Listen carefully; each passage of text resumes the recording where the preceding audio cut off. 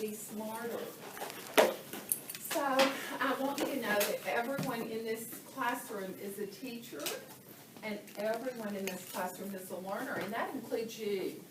Because I'm going to invite you to turn and talk to a thinking partner. And you know what thinking partners do for each other? So it's one of my favorite things to tell people.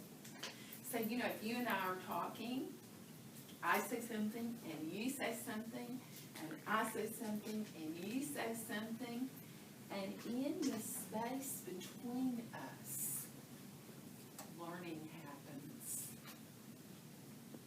Is that not magical? So I say something, you say something back. I say something, and in this space, something magical happens. We learn from each other, don't we? And we create new thinking for ourselves. So today we're going to be talking about nonfiction. And I know we have the copy somewhere. So I'm going to be giving you a copy of this in just a moment. But this is something called nonfiction. It has a very particular name. It's called an article. So what I'd like for you to do, learners, do something really, really important. When they prepare to read, they always think about what they know. Good morning. So they always think about what they know. So when you prepare to read, now this, we're going to talk about the topic, because the topic is pinpoints. So we'll talk about that in just a moment.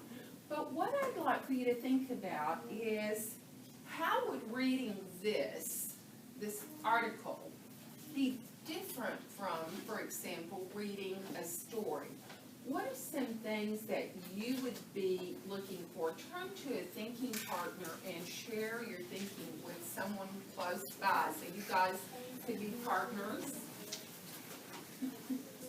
So talk to each other about the things that you're thinking you might encounter or find in this article.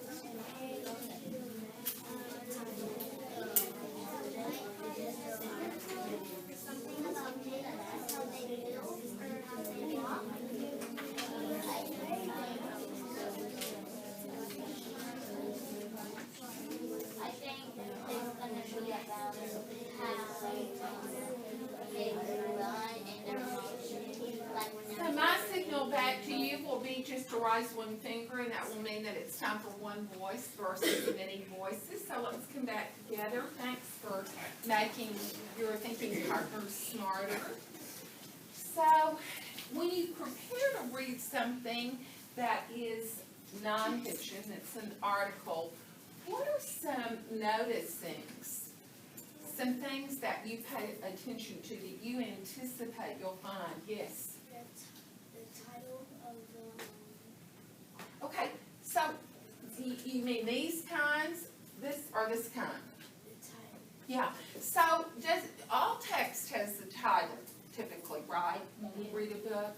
How would this title be different from a title, let's say, of a story? And I should have told you this. Let me just say it real quickly so you'll know. When one person is teaching us their thinking, the rest of us keep our hands down. Now, I was very old when I learned this, but I learned that if my hand is up while someone else is speaking, you know what I'm thinking about? What I want to say. So when I just invite you to put your hands down when someone else is speaking, because at that moment they're teaching us about their thinking. Do you want to think about it a little bit more? Okay, all right. So somebody else had a hand up about what? Yes. Okay, so could fiction have more details too? How would the details in this be different than in fiction? Okay, all right, yes. Detail tell us about what's really going on Okay, so, yeah, so kind of like facts, yeah, okay. So let me just make a quick list for you so that we can dig into this article about penguins. But one of the things, and I'm gonna have my back to you, I'm afraid, is that okay? Can you see, do you wanna shift a little bit? So, one of the things that I want you to notice is that this is definitely, as my friend said, it's a title, but since many kinds of text have titles, we need to look at what's unique or different about this kind of title versus a story that we read. So this title is called Penguins in Motion. So this title gives us a bit of a preview. You know when you go to the movies, how they show those previews? So the title in nonfiction often gives us a preview of what we're going to be reading. There are also some important things called headings, and we're going to talk a little bit more about those. But for sure, we're anticipating, as one of you said, we're anticipating facts, we're anticipating details, and we're anticipating real or true information, unlike fiction where it's made up, right? So one other, as we pass the articles to you, and I'll start them, I'll come start and you can take one and pass them on back to your friends. But the other thing that readers do, besides sort of thinking about the text, and this is called a text, that's just a word for things that are printed. Besides thinking about a text that you're going to read, the other thing that readers do in nonfiction that's a little bit different than in fiction is that they begin to think about what they know about the topic that they're reading. Now your brains are pretty amazing. You have a file cabinet up here in your head. Did you know that? And in that file cabinet there are folders. Your brain organizes, just like your teacher puts things in folders and puts in.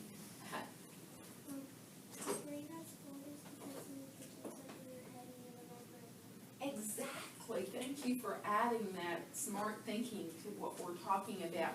So, I'm going to invite you to go through your file cabinet in your head right now and pull the folder out about penguins. So can you grab it? Grab that folder and open it up and turn to a thinking partner while these are coming around and talk for just a minute about what you already know about penguins. Would you?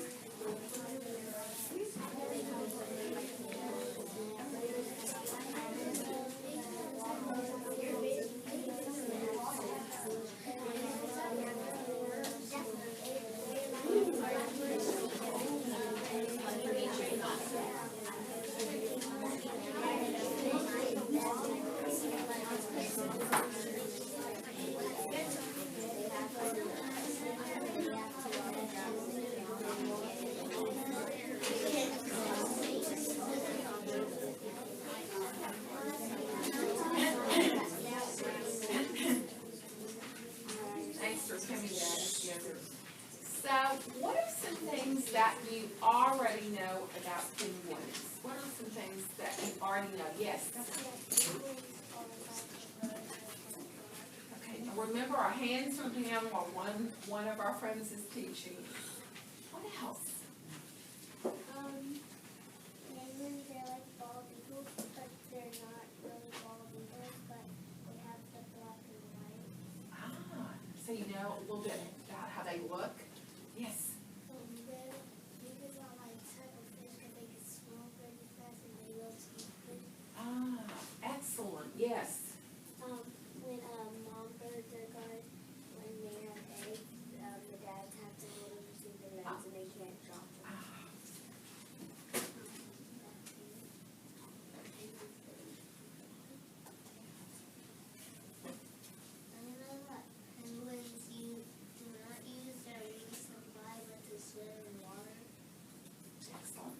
You know, you guys, I think know a lot about penguins, but keep that folder out because the chances will be that you will learn something new to put in that folder before you put it back in your file cabinet in your head, right? So let's talk about this article and talk about how we read articles. Now, one of the things that I want you to know is that reading an article is not the same as reading a story. So if you were reading a story, would you ever look through the whole story to the end? No. Why would you keep reading then if you knew how it was going to end? How many of you ever snuck go look at the story before you finished? I think we've all done it. But it does spoil it, doesn't it?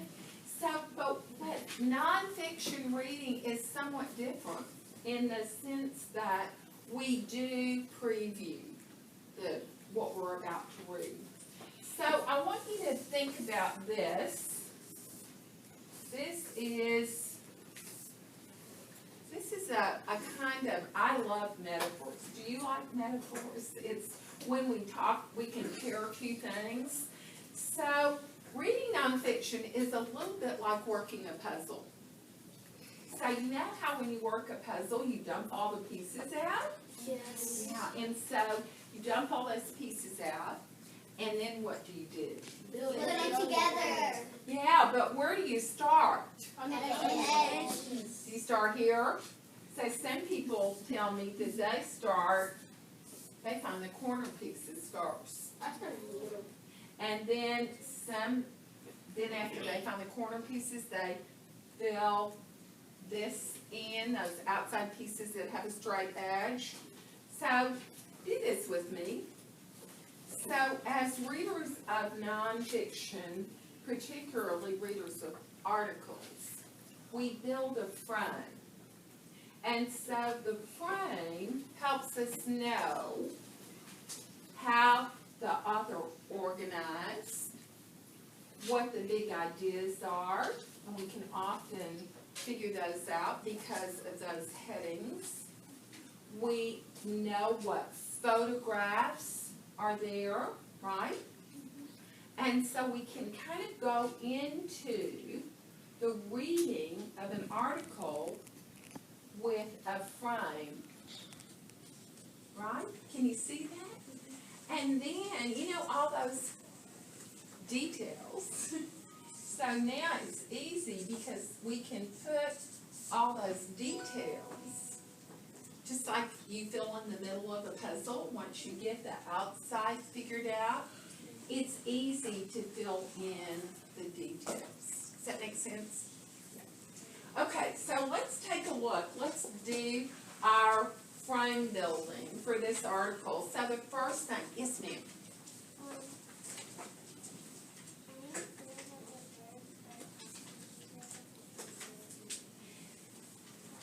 So you're doing something that's very smart, and we're going to talk about it, and I so appreciate you reminding me to mention it specifically. So the first thing we want to do is take a look at the title. The title of this is what? Penguins in Motion. And so if we put that title into our own words, how could we say that title a little differently? How penguins move. Of course, the word motion means move. And then one of the next things I did, it doesn't really matter about the order you did in. So, you know, we make sure that we notice the title. So we build the frame of the title. But I'm going to step over here for just a second so that I can can you see okay? So I want you to notice these headings. So let's read the headings together. One says, waddling on land, zipping through water. And another says, birds that can't fly. So there are three big ideas that this author is going to tell us about, right? learn about not flying, right? We're going to learn about how they are in water and how they are on land, right? Now, you mentioned a moment ago, you did something that was very smart. This is a photograph, right? So these are headings. And these are, I'm going to write photo for short, but you know that that stands for photograph, right? Now, you're going to look at me like I'm a crazy woman, but I'm going to tell you to do something, and you did it without really probably even knowing what you were doing, because it was very smart. I want you to read the photographs. I want you to read the photograph. That means I want you to turn and tell a thinking partner what's going on in those photographs. So read the photograph.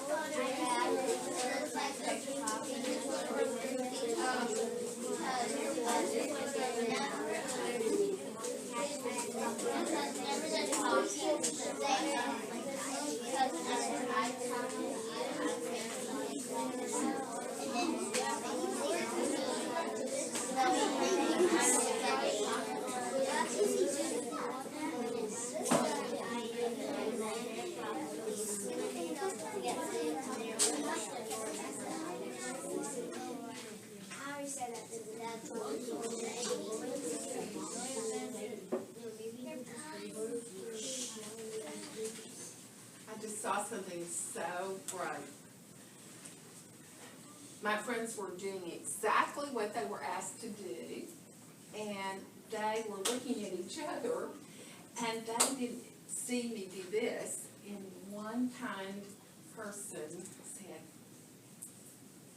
and don't you love it when we help each other be successful? I love that part of school. Okay, so what does this photograph say? What does it say? Thank you so much. What does it say? Talk to me about, if you read this photograph, what does it say? It says that the penguins are talking.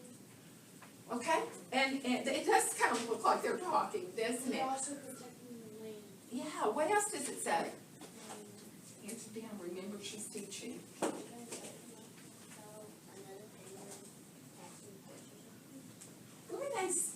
Where are they? On the land. So, yeah, so can you already kind of figure out why that photograph is where it is? Yeah. You can tell by the land. Yeah, it's right above that, isn't it? And then what about this photograph? This photograph, talk to me about what you read in this photograph. I read in this photograph that the penguin is diving in the water to catch fish. So, can you already kind of see what this photograph would go with? What part? What would it go with? Dipping into the water. Okay. So guys, we're ready to read now. It took a few minutes to get ready to read.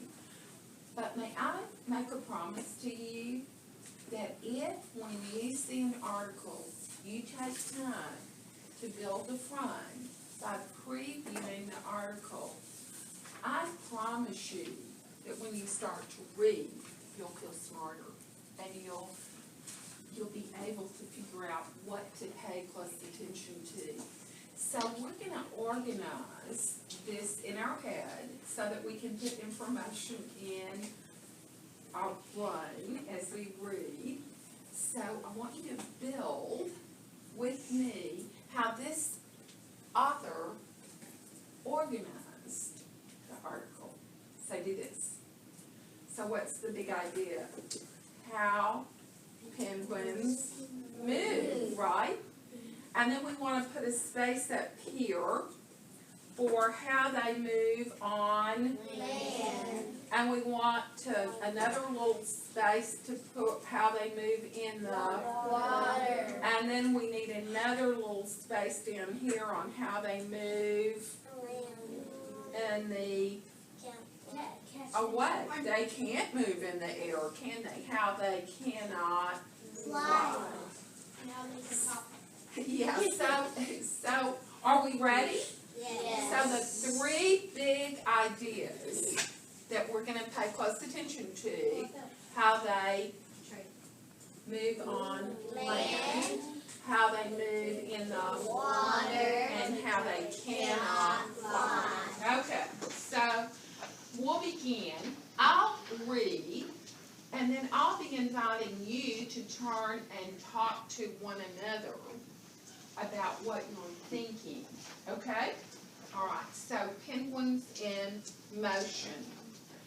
Penguins live only in the southern hemisphere, in places like Antarctica and the Galapagos Islands.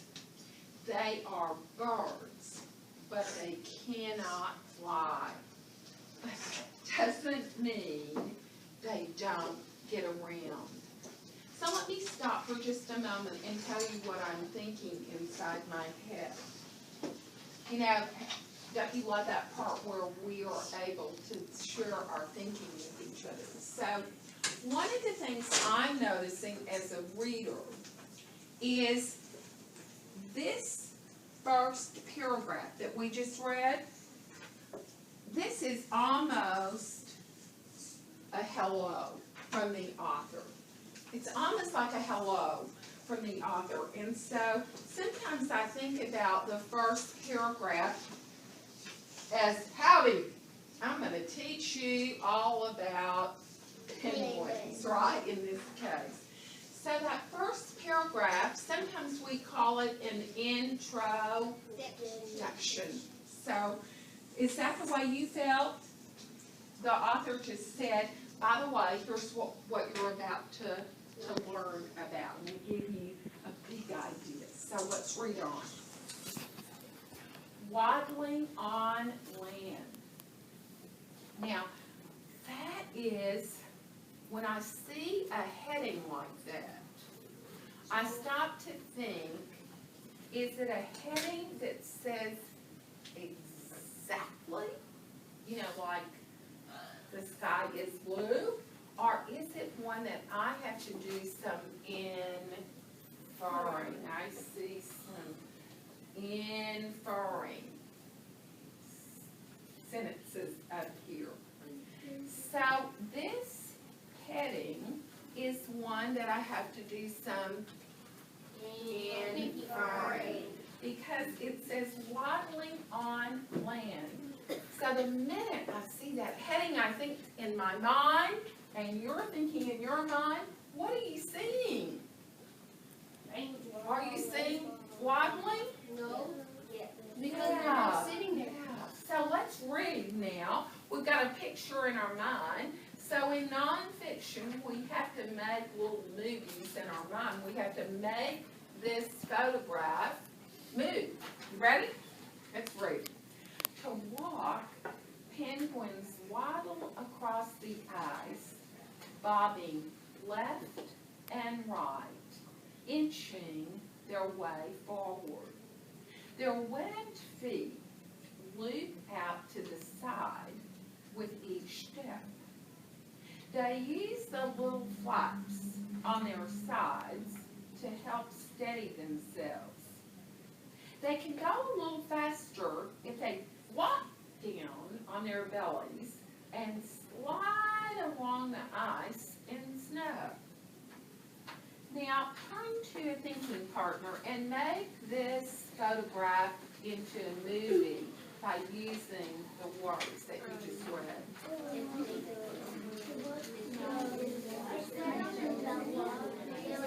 Can you have a thinking partner? So he's waiting to be the thinking partner. Can you think with him? Whenever they walk back, whenever they get around and stuff, that they're doing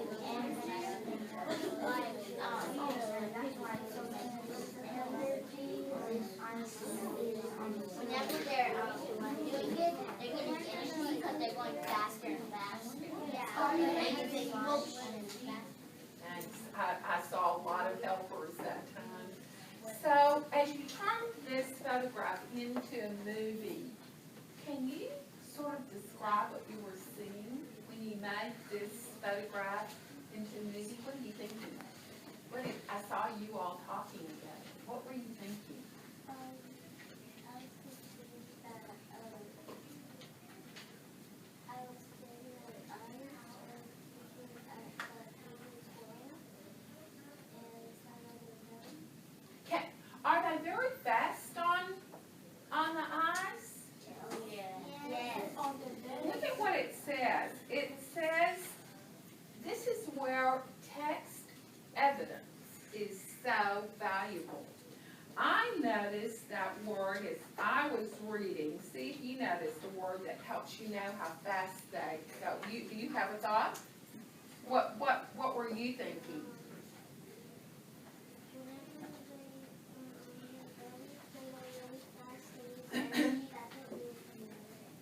Oh, okay, so you were thinking that if they get on their belly, they can go fast. But if they stay like this, can they go fast? No. No. What word helps us know that they cannot go fast?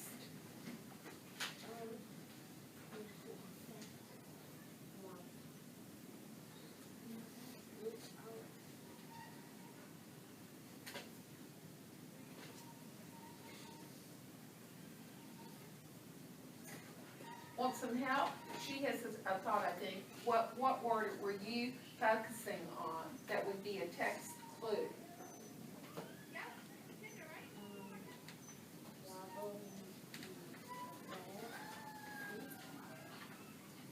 What are you thinking?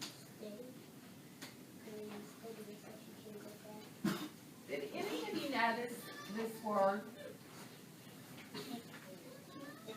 Inching. How big is an inch? One. So could we use the word inching to help us know that the penguins can't go very fast on land? Could we use that word? Yeah. Oh, so fun.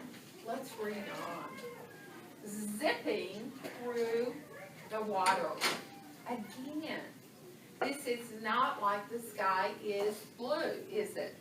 No, it doesn't say exactly. Because water's blue too.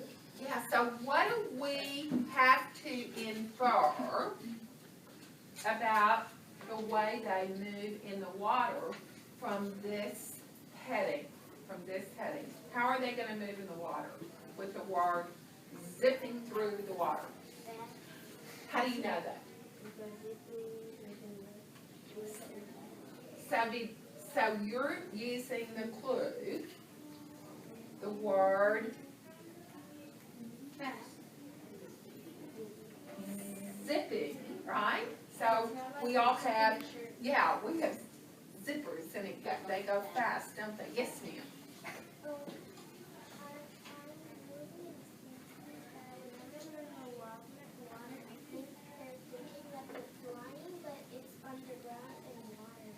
It's sort of like, and you know what she's doing that is so smart? She's been making some marks on her paper to help her remember things. That is such a smart thing that readers do.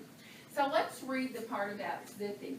And I don't know, I think it might be wise to circle that word zipping because that gives us the idea, doesn't it, that they're fast in the water. So ready? Penguins, penguins look clumsy on land. So that helps us confirm, doesn't it, that they're, I hope what you're doing is seeing, that they really are clumsy, aren't they? But it's a different story when they are in water. When swimming, they have more amazing moves than an Olympic gymnast. Do you remember when the Olympics were on television just a few short months ago? And they can do all sorts of amazing things with their bodies. Now, I'm thinking of something else. I'm thinking of something else. Now watch. Watch. This is going to be important. Watch what I do. So, put a penguin in the water and let the action begin. They zip around the icy Antarctic waters like torpedoes with tuxedos on. And my eye, look where my eye goes. See if your eye went that place. Did you all notice that photograph? Yes. Yeah, take a look at it. Take a look at it right now. It kind of does look like you're wearing a tuxedo. Yeah, so even if I didn't know what a torpedo was, It's just like say that again. Teach us what we could do to know. Absolutely. You can look at that photograph and see. Yes. Oh, yeah. The two words are like tuxedo is what? that men wear. What some gentlemen wear. And so lots of people compare the penguin to men in a tuxedo. But yes, indeed. All right, let's go. The little wing flaps. I'm using both this photograph and this photograph. Are you noticing those wing flaps? Yeah.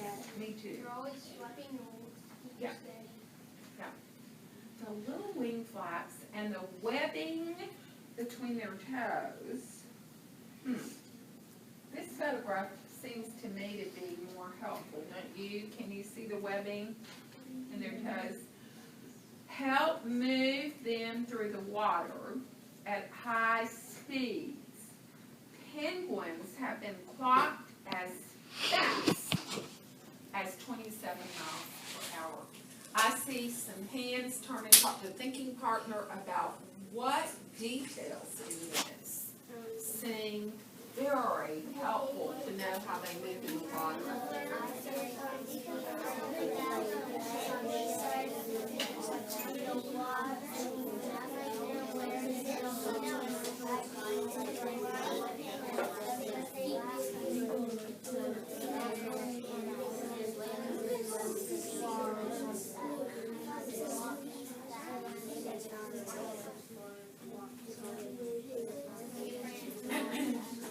Okay, so tell us, you did something on your paper. You wrote, kind of drew some things or wrote some things on those photographs. I'm going to let my friend teach us right now, so let's keep our hands down for a moment. Teach us what you just did. You drew, can I hold it and so they can see it? So you drew a circle around this penguin.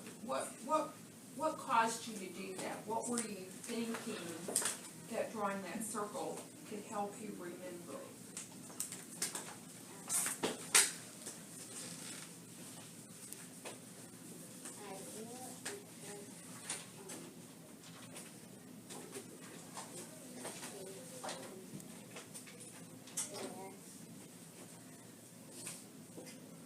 Were you thinking about how it helped you with the words here?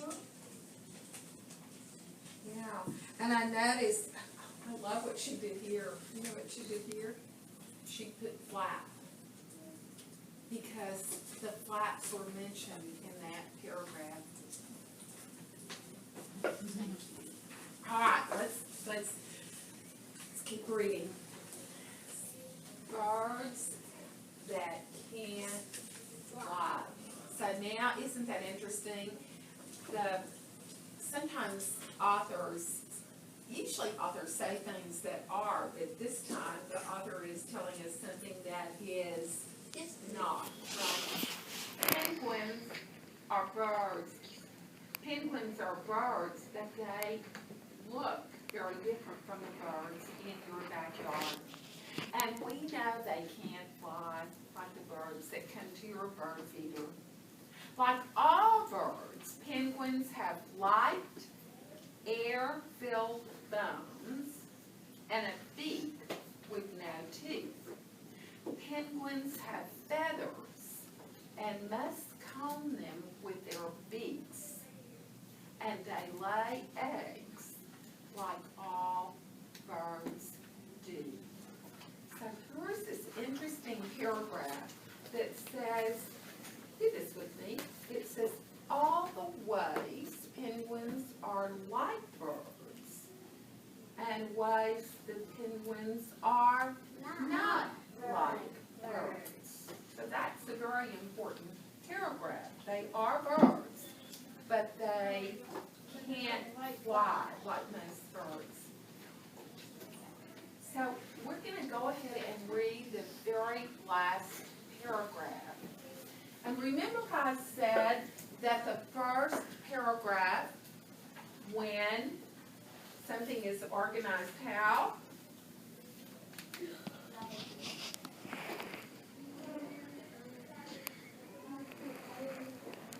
Yeah. So we had a hello paragraph, and then we had all about how the penguins move and water and land and not in the air. Yes, they can't fly. So I want you, if this says hello, when I read this last paragraph, what does the last paragraph say? Here we go. Let's see.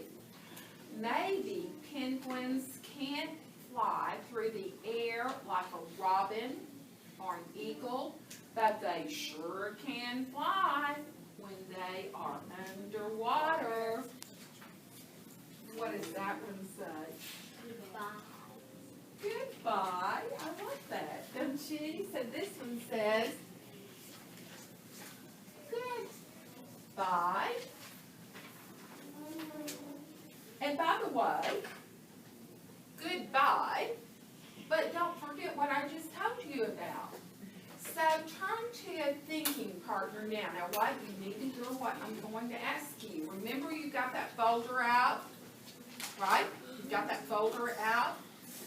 All right, so talk to a thinking partner and tell the thinking partner at least one new bit of information you're going to add to that folder that you're going to put back in your BK, your background knowledge, your notes. Turn and think about it.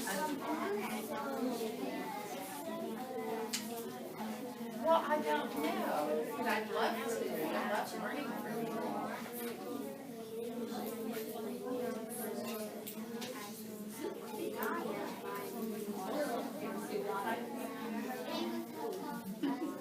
Okay, so you got that? All right, so here's what we're going to do now, because I think I'm out of my time. I hate to leave you, but I have to. So, ready? Okay, I want you to close the folder. Now, you have to make more space for it, because it's fatter than it was when we first began. Put that folder called penguins back in your head, and now you're so much smarter. I brought some questions. You love questions. So, I'm going to leave you with one question to think about. Let me see which one I want to leave you thinking about. Your teacher will probably talk to. Okay, I have it. You ready? Yes. All right, so I want you to be thinking about this as you go to your seats. And the photograph at the end, point to it, of the article best supports which idea in the selection. Turn to your thinking partner while you're thinking about that question and say, thank you very much for making me smarter today. Thank you very much for making me smarter today. And I have to tell you, I grew smarter too. I saw my friends doing such smart things. so much from you. Will you go quickly and quietly and respectfully thinking about that question?